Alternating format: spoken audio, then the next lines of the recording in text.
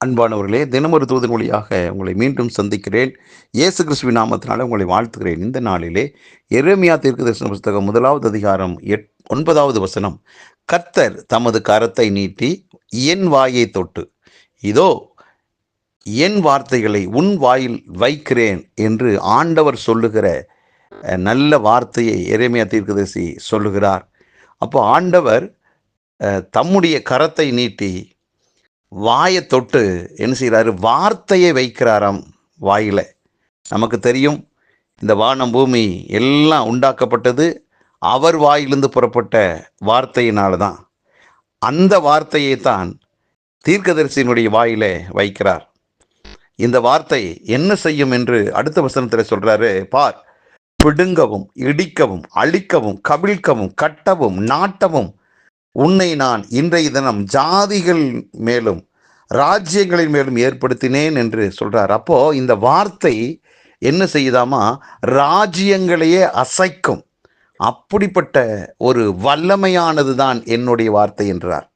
அப்போ அவருடைய அந்த வார்த்தை எரேமியாவினுடைய நாவலே வைக்கப்பட்டிருக்கிறது. இதை கேட்டுக்கொண்டிருக்கிற தேவனுடைய பிள்ளைகளாகிய நம்முடைய வாயிலும் ஆண்டவருடைய வார்த்தை இருக்கிறது.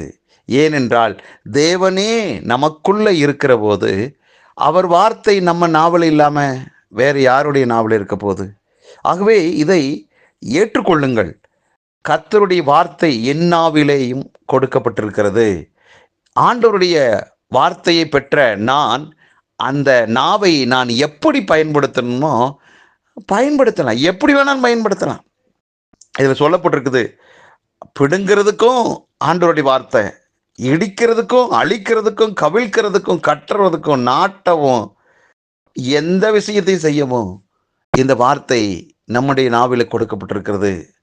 புத்தியுள்ள ஸ்திரீ தன் வீட்டை கட்டுகிறாளாம்.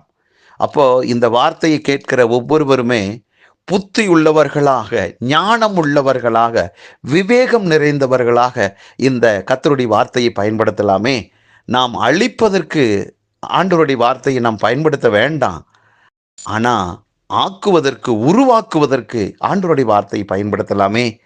அருமையானவர்களே, ஆண்டவருடைய வார்த்தை அவ்வளவு வல்லமையாக இருக்கிறபடியினால் நாம் நன்றாக இருக்கணும். இந்த பூமியில் நமக்கு இடைஞ்சலாக இருக்கிற தீய சக்திகளுடைய ஆதிக்கத்தை தான் நாம் பிடுங்கணும். அந்த பிசாசனுடைய கிரியைகளைத்தான் நாம் இடிக்கணும், அழிக்கணும், கவிழ்க்கணும். ஆகவே நல் விஷயங்களை நாம் கட்டி எழுப்புவோம். நம்முடைய வாயிலிருந்து புறப்படுகிற வார்த்தை அவ்வளவு வல்லமையாக இருக்கிறபடினால் நாம் நம்முடைய வாழ்க்கையை கட்ட, நம்முடைய குடும்பத்தை கட்ட, தொழிலை கட்ட, ஊழியத்தை கட்ட, படிப்பை கட்ட, எழுப்ப ஆண்டவருடைய வார்த்தையை நாம் நன்றாக பயன்படுத்தலாமே.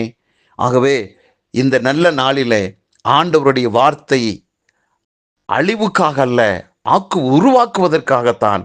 ஆகவே நாம் எதையெல்லாம் இந்த பூமியில் படைக்க வேண்டுமோ, உருவாக்க வேண்டுமோ, அதற்கெல்லாம் ஆண்டவருடைய வார்த்தையை நாம் பயன்படுத்துவோம்.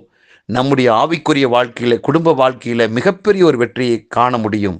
ஆகவே நாம் போடுகிற ஒவ்வொரு வார்த்தையும் ஒரு விதை, அது முளைக்கும்.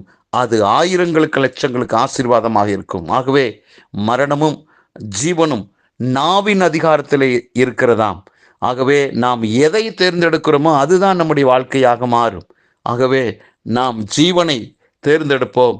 ஜீவனுள்ள கர்த்தருடைய வார்த்தையை சொல்லுவோம், வெற்றி அடைவோம். வெற்றி நமக்கு சொந்தமானது. நல்ல பிதாவே, இயேசு கிறிஸ்துவின் நாமத்தினால் இதை கேட்டுக்கொண்டிருக்க ஒவ்வொருவருக்காக ஜெபம் பண்ணுறேன். ஒவ்வொருவருமே வார்த்தையை பெற்றிருக்கிறார்கள். அந்த வார்த்தையை தன் வாழ்வுக்கு நன்மைக்கு ஏதுவாக அவர்கள் பயன்படுத்தட்டும். பிசாசினுடைய சக்திகளை எதிர்க்க கர்த்தருடைய வார்த்தை போதுமானது. அதை பயன்படுத்தட்டும். எந்த விதத்திலும் ஒரு வெற்றி வாழ்வு வாழ்வதற்கு உம்முடைய வார்த்தை எங்களுக்கு போதுமானதாக இருக்கிறது. அதை பயன்படுத்தி நாங்கள் வெற்றி அடைகிறோம்.